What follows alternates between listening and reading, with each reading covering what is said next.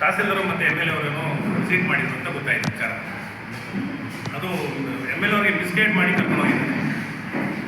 Reason ಏನಂದರೆ survey number 175ಯಲ್ಲಿ Isha ಬಂದಿರೋದ್ರಿಂದ ಜಮೀನು ರೇಟ್ ಜಾಸ್ತಿ ಆಗಿರೋದ್ರಿಂದ ಅಕ್ರಮ ದಾಖಲೆಗಳು ಕಳೆದನ್ನು ಸೃಷ್ಟಿ ಮಾಡಿ ನಂತರ 4 ಎಕರೆ 10 ಗುಂಟೆ ಜಾಗದ್ದು ಡಾಕ್ಯುಮೆಂಟ್ಸ್ ಬಂದು ನಮ್ಮ ಹತ್ರ ಡಾಕ್ಯುಮೆಂಟ್ಸ್ ಬಂದು ಇದನ್ನ ಜಮೀನು ತಗೊಳ್ಳಿ ಅಂತ ಬಂದು ನಾನಂದರೆ ಇದು ಬೋಗಸ್ ಇದೆಯಪ್ಪ, ಇದು ಬೇಡ ಅಂತ ವಾಪಸ್ ಕಳಿಸ್ದೆ.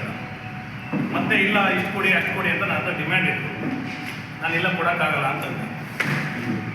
ಮತ್ತೆ ರಾತ್ರಿ ನನ್ನ ಕಾಂಪೌಂಡು CCTV ಇದೆ, ಕಾಂಪೌಂಡನ್ನ ಹೊಡೆದ್ರು. ನಾನು ಅದು ಕಂಪ್ಲೇಂಟ್ ಕೊಟ್ಟು FIR ಹಾಕಿದ್ರು ಅವ್ರ ಮೇಲೆ. ಅದು ಹಾಕಿದ್ದಕ್ಕೋಸ್ಕರ MLA ಅವ್ರಿಗೆ ಜೊತೆಲಿರೋರು ಹೋಗಿ ಮಿಸ್ಗೈಡ್ ಮಾಡಿ ಅವ್ರನ್ನ ಕರ್ಕೊಂಡು ಅಲ್ಲಿ ಹೋಗಿದ್ದಾರೆ. MLA ಅವ್ರು ಮಾಡಬೇಕಾಗಿರೋದು ಫಸ್ಟ್ ಕೆಲಸ ಏನಂದರೆ 1987ರಿಂದ 4 ಜನಕ್ಕೆ ಗ್ರ್ಯಾಂಟ್ ಆಗಿದೆ ಅಂತ ಸೃಷ್ಟಿ ಮಾಡಿದ್ದಾರೆ. ಮುನಿಯಮ್ಮ, ಮುನಿರತ್ನಮ್ಮ, ಗೋಪಾಲರಾವ್, ಸುಬ್ಬರಾಜು ಅಂತ. ಇವ್ರು ಯಾರು ಊರವರಲ್ಲ, ಯಾರು ಅಲ್ಲ. ಇದು ಎಲ್ಲಿದ್ದಾರೆ ಅಂತ ಯಾರಿಗೂ ಗೊತ್ತಿಲ್ಲ.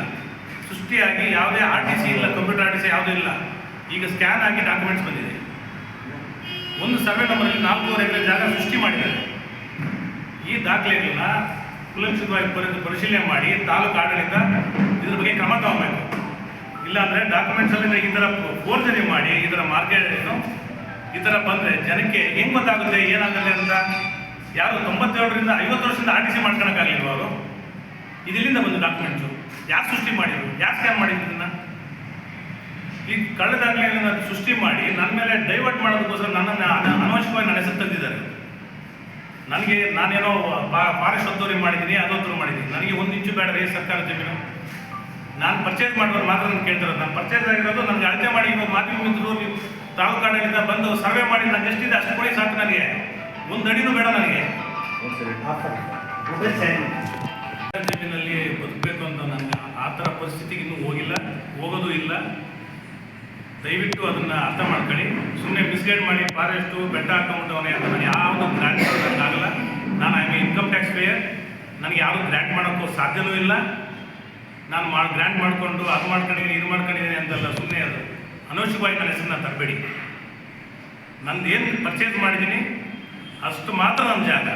ಅದನ್ನು ದಯವಿಟ್ಟು ನೀವು ಎಲ್ಲರೂ ಸಹಕರಿಸಿ ಸರ್ವೆ ಮಾಡಿಸಿ ನನಗೆ ಕಾಂಪೌಂಡ್ ಹಾಕ್ಕೊಟ್ರು ತೊಂದರೆ ಇಲ್ಲ. ಅದಕ್ಕೆ ಏನು ಎಕ್ಸ್ಪೆನ್ಸ್ ಇದೆ ನಾನು ಪೇ ಮಾಡ್ತೀನಿ. ಅದಕ್ಕೆ ನನಗೆ ಯಾವುದೇ 1 ಅಡಿನೂ ಯಾವುದೋ ಆಸ್ತಿ ಬೇಡ. ನನಗೆ ಸುಮ್ಮನೆ ಅವರು ಅಂಗಡಿ ತೆಗ್ಸೋದಕ್ಕೆ ಬಿಡೋದಕ್ಕೆ ನಾನು ಯಾರು? ತಹಸೀಲ್ದಾರ್ ಇದ್ದಾರೆ, MLA ಇದ್ದಾರೆ, ಅವರು ಫಾರೆಸ್ಟಲ್ಲಿ ಹಾಕಿದ್ದಾರೆ. ಅಲ್ಲಿ ನಡೀತಾರೋ ಅನೈತಿಕ ಚಟುವಟಿಕೆಗಳು ನಡೀತಾ ಇದೆ. ಯಾರು ಮಾನಿಟರ್ ಮಾಡ್ತಾ ಇದ್ದಾರೆ ಅಂಗಡಿಗಳನ್ನ? ಇವತ್ತು ಬನ್ನಿ ನನ್ನ ಅಂಗಡಿಗೆ ಪಕ್ಕ ನನ್ನ ಜಾಗದ ಹತ್ರ ನನ್ನ ಕಾಂಪೌಂಡಲ್ಲಿ ಬಿದ್ದಿರುತ್ತೆ ಸಿಗರೇಟು, ಬೀಡಿ, ಎಣ್ಣೆ ಬಾಟ್ಲುಗಳು, ಅನೈತಿಕ ಚಟುವಟಿಕೆಗಳು ನಡೀತಾ ಇದೆ. ಅದನ್ನು ಮಾನಿಟರ್ ಮಾಡೋದು ಯಾರು? ಪಂಚಾಯತಿ ಮಾಡ್ತಾ ಇದೆಯಾ ಇಲ್ಲ ಮುನ್ಸಿಪಲ್ ಮಾಡ್ತಾ ಇದ್ದಾರಾ? ಯಾರು ಮಾಡ್ತಾ ಇದ್ದಾರೆ ಅಂಗಡಿಗೆ? ಯಾರು ಕೊಟ್ಟು ಲೈಸೆನ್ಸ್ ಇರೋದಿಲ್ಲ ಅಂಗಡಿ ಮಾಡೋಕ್ಕೆ? ಅದನ್ನು ಯಾರು ಕೇಳೋದಿಲ್ಲ. ಅಂದರೆ ಫಾರೆಸ್ಟಲ್ಲಾಗಲಿ ಎಲ್ಲನ ಆಗಲಿ ನನ್ನ ಅಂಗಡಿ ನಾವು ಇರ್ತೀನಿ ಅಂತ MLA ಅವ್ರು ಏನೋ ಹೇಳಿದ್ದಾರೆ. ಅವ್ರು ಯಾರು ರೈತರಲ್ಲ, ಯಾರು ಬಡವರಲ್ಲ, ಒಂದೇ ಒಂದು ಫ್ಯಾಮಿಲಿಯವರು. 27 ಅಂಗಡಿಗಳನ್ನ ಒಂದೇ ಫ್ಯಾಮಿಲಿಯವರು ಬಾಡಿಗೆ ಕೊಟ್ಟಿದ್ದಾರೆ. ಯಾರಿಗೆ? ಬಡವರಿಗೆ ಬಾಡಿಗೆ ಕೊಟ್ಟಿದ್ದಾರೆ. ಬಡವ್ರಿಗೆ ಹೆಲ್ಪ್ ಆಗ್ತಾ ಇಲ್ಲ. ಇಲ್ಲಿ ಒಬ್ಬ ವ್ಯಕ್ತಿ ಓನರ್ಗೆ ಮಾತ್ರ ಹೆಲ್ಪ್ ಆಗ್ತಾ ಇರೋದು. 27 ಅಂಗಡಿ ರೆಂಟನ್ನು ಕೊಟ್ಟಿದ್ದಾನೆ ಮನುಷ್ಯ. ಬೇರೆ ಯಾರು ಊರಿನವರು ಸುತ್ತಮುತ್ತ ಆ ರೋಡಲ್ಲಿ ಯಾರು ಅಂಗಡಿ ಹಾಕಂಗಿಲ್ಲ. ಕುರ್ಲಳ್ಳಿಯವರು ಹಾಕಂಗಿಲ್ಲ, ಹನುಮಂತಪುರದವರು ಹಾಕಂಗಿಲ್ಲ. ಇವರೊಬ್ಬರೇ ಬದುಕಬೇಕು. ಇವರು ಅಲ್ಲಿ ದೌರ್ಜನ್ಯ ಮಾಡ್ತಾರೋ ವ್ಯಕ್ತಿ ದುಡ್ಡಿದೆ ಅಂತ ಹೇಳ್ಬಿಟ್ಟು ಒಂದು ಕ್ರಿಯೇಟ್ ಮಾಡಿ MLA ಅವ್ರನ್ನ ಮಿಸ್ಗೈಡ್ ಮಾಡಿ ಕರ್ಕೊಂಡು ಹೋಗಿದ್ದಾರೆ. MLA ಅವರು ಖಂಡಿತ ಅರ್ಥ ಮಾಡ್ಕೊಬೇಕು. ಈ ದಾಖಲೆಗಳನ್ನ ಪರಿಶೀಲನೆ ಮಾಡಿಸ್ಬೇಕು. ಸೂಕ್ತ ಕ್ರಮ ತಗೊಳ್ಳೋಕ್ಕೆ ತಹಸೀಲ್ದಾರ್ಗೆ ಆದೇಶವನ್ನು ನೀಡಬೇಕು. ಖಂಡಿತ ಇದನ್ನು ಮಾಡ್ತಾರೆ ಅಂತ ನನಗೆ ವಿಶ್ವಾಸ ಇದೆ. ಇದನ್ನು ಏನಿದೆ ಕೂಲಂಕುಷವಾಗಿ ಪರಿಶೀಲನೆ ಮಾಡಲಿ. ಅವ್ರನ್ನ ಪ್ರೋತ್ಸಾಹ ಮಾಡಿ MLA ಅವರು ಯಾರು ಅಲ್ಲಿಗೆ ಕರ್ಕೊಂಡೋದ್ರು ಸ್ವಲ್ಪ ಅವ್ರ ಬಗ್ಗೆ ಸ್ವಲ್ಪ ಯೋಚನೆ ಮಾಡಿ ನಿರ್ಧಾರ ತಗೊಳ್ಳಿ ಅಂತ MLA ಅವ್ರಿಗೆ ಹೇಳ್ತೀನಿ. ಯಾಕಂದರೆ ಈ ಅಕ್ರಮ ದಾಖಲೆಗಳಲ್ಲಿ ಅವ್ರದ್ದು ಕೈವಾಡ ಇದೆ.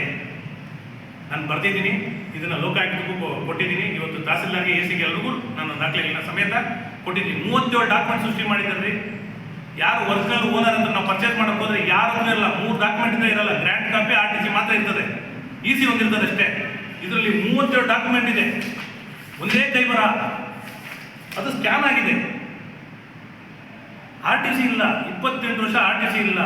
ಹಳೆ RTC ಇಲ್ಲ, ಸ್ಕ್ಯಾನ್ ಆಗಿದೆ ಇದೆಲ್ಲ.